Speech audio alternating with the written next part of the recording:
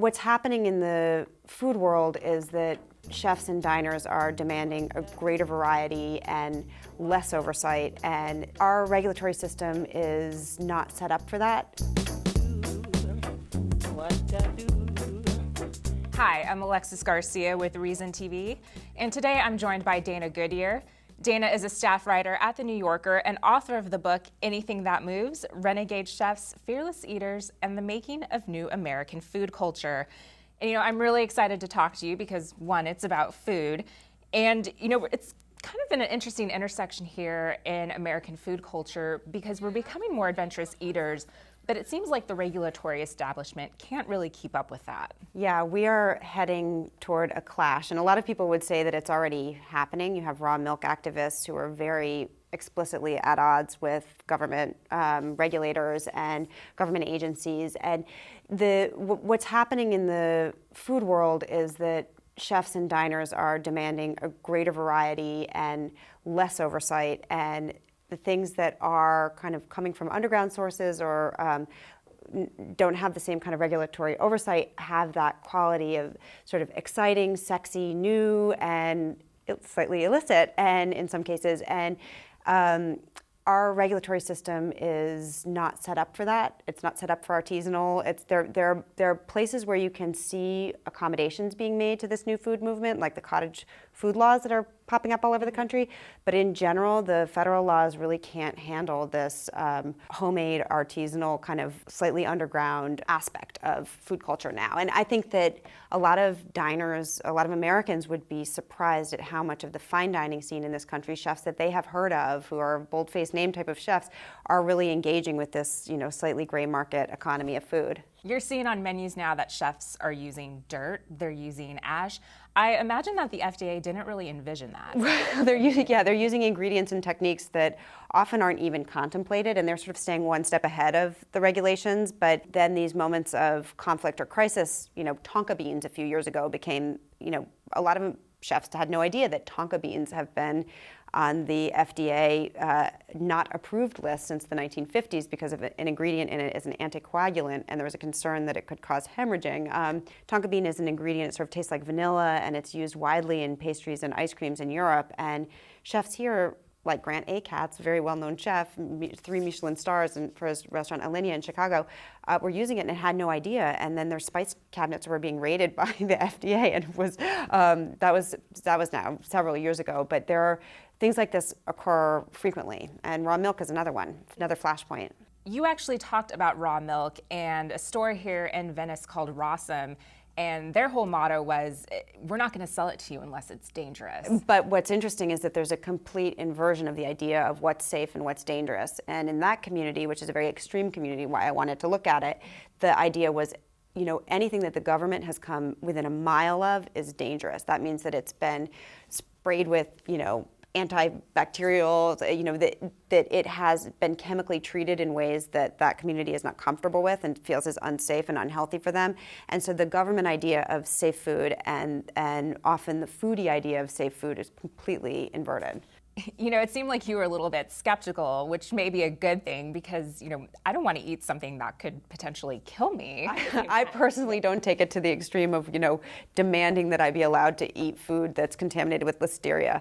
I don't want listeriosis, but there's a role, in my mind, there's a significant role for regulation in food. The situation that our regulatory bodies were set up to address 100 plus years ago was a complete Wild West of food, and people had no idea what was in the can, and what was in the label was not what was in the can. And it was obvious people were getting sick, children were dying, something had to be done. But the way in which that initial legislation, the Pure Food and Drugs Act of 1906, has been built upon has really encouraged the industrialization of food, and it's really only possible for very large producers to comply perfectly. And it creates other problems, like some of the worst food contamination issues of the last several years, the cantaloupe, where many people died of listeria. That was a situation where it's a large-scale producer. And a lot of people now are feeling that smaller-scale producers who may not be able to afford the manpower to keep up with the paperwork that's required for compliance actually are practicing, they're practicing safe food. They are doing things properly because it's on a smaller scale. But the problem is just how do you guarantee that? You trace the rise of this whole underground supper club movement, which has really become fashionable, especially here in Los Angeles. Do you see that movement growing nationwide? Yeah, I think a lot of it comes out of LA, which is why, as somebody who lives in LA, I wanted to write this book. In 2008, we've had an economic crisis, and one of the things that came out of it was a sort of shift in how the restaurant business works. The four walls of the restaurant came down, and Ludo Lefebvre, an LA chef, did a pop-up that was sort of considered to be the granddaddy of all the pop-ups that you see everywhere now all the time. He said, I don't want to get investors in, do a several $1 million build out for a restaurant and then have to serve everything to everyone in order to be able to make that rent and pay for the space.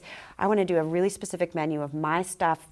It'll attract a pre-selected group of diners who already are into that kind of thing and are willing to take risks and are willing to be delighted and maybe not love everything and not be able to get the steak free. And he did these pop-ups, and then that became a widely copied model. And then the underground chefs are able to use, like Wolf's Mouth, he's very careful and does everything the right way, but there are tons of them out there, and they're using ingredients that are not necessarily FDA approved, and they can because they're not actually selling. They believe they can because they're not selling the food. It's often a donation.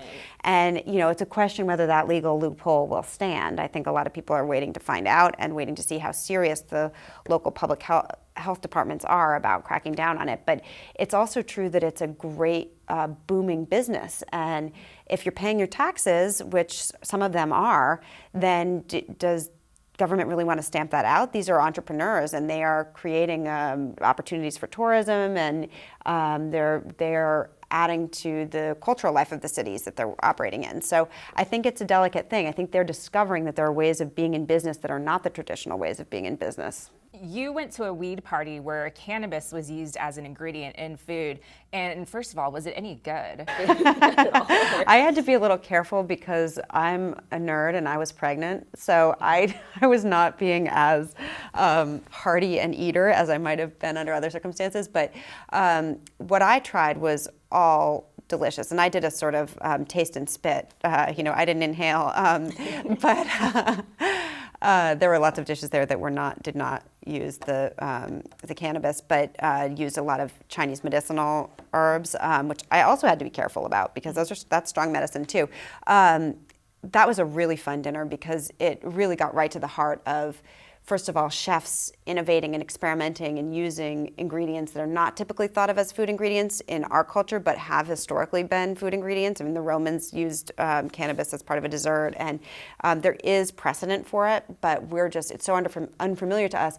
And then here it is, an ingredient that is actually a Schedule I drug. Yeah. And the DEA could have busted that dinner. And so it had all of these elements that were interesting to me, and then the dining population is interesting to me. The people who are willing to take these risks, who are willing to take legal risks to eat the food that they want to eat. And I think that that's a really new thing in this country, that there are people who are activists around access to food and ingredients and food experiences. So it was incredibly fun, and it seemed to me to be so of the moment. And of course, it was happening in LA with LA chefs who are, I think, really pushing the boundaries of what's considered edible. Well, it's very interesting, and thank you so much for joining us today. Thank you. It was a great pleasure. And for Reason TV, I'm Alexis Garcia.